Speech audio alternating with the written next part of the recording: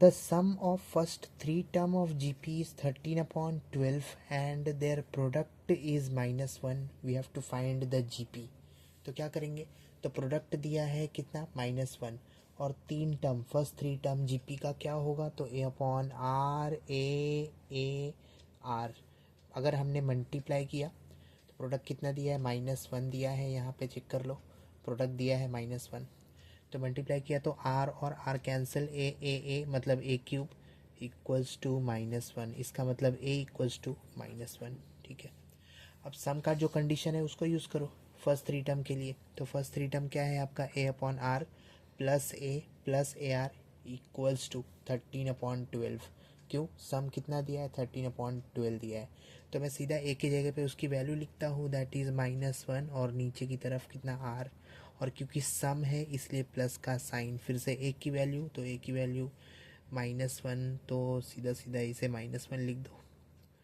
ठीक है, और फिर प्लस का साइन, क्यों, क्योंकि सम है इसीलिए, लेकिन अभी मैं प्लस नहीं लिखता हूँ, मैं ए आर चेक कर लेता हूँ, तो मेरा ए क्या है -1, तो -1 इंटू आर, तो क्या हो जाएगा -R इक्वल्स टू सम कितना दिया है 13/12। ठीक है, अब इसी को सॉल्व करेंगे तो ये हो जाएगा -1 इंटू आर, तो आर होगा एक माइनस यहाँ पे इसलिए माइनस, नीचे की तरफ आर -R इक्वल्स टू 13/12।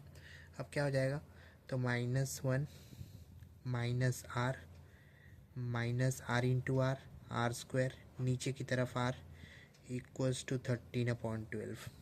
ठीक है, अब क्या क्रॉस मल्टीप्लाई कर देते हैं, तो 12 इंटू 1 दैट इज़ 12 माइनस के साथ, 12 इंटू आर 12R माइनस के साथ, 12 इंटू आर स्क्वायर ये माइनस के साथ।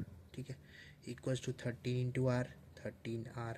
अब इसे लिख दो पहले A² BX C के फॉर्म में, तो -12R² -12R, और यहाँ से इसको अंदर लेके चलो तो -13R -12 ये वाला equals to 0, A² BX C के फॉर्म में आ गया।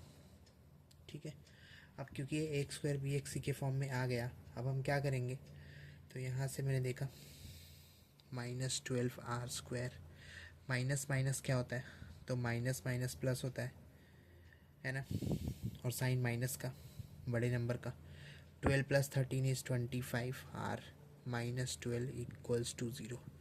अब ये माइनस को अगर हमने कॉमन लिया तो ये क्या हो जाएगा 12R², और यहाँ पे प्लस का साइन 25R, ये माइनस बन जाएगा प्लस 12 इक्वल्स टू 0। मतलब अब आपको ये पार्ट को सॉल्व करना है, ये क्वाड्रेटिक को सॉल्व करो, आर की दो वैल्यू मिलेगी।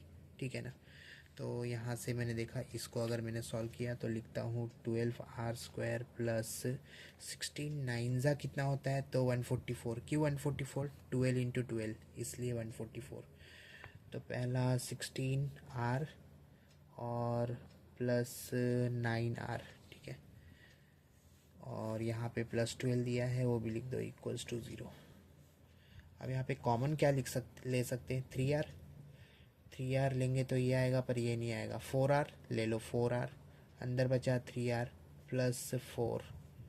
ठीक है, चेक कर लेते हैं, 4 3 ज़ा 12, R into R square, 4 into 4 16, single R इधर भी है, तो दूसरा ब्रैकेट जो होगा वो भी आपका 3R प्लस 4 का होगा, और क्योंकि यहाँ पे 9 है तो यहाँ पे 3 से मल्टीप्लाई करूँ तो 3 3 ज़ा 9 और 3 4 ज़ा 12 होता है इक्वल्स टू 0।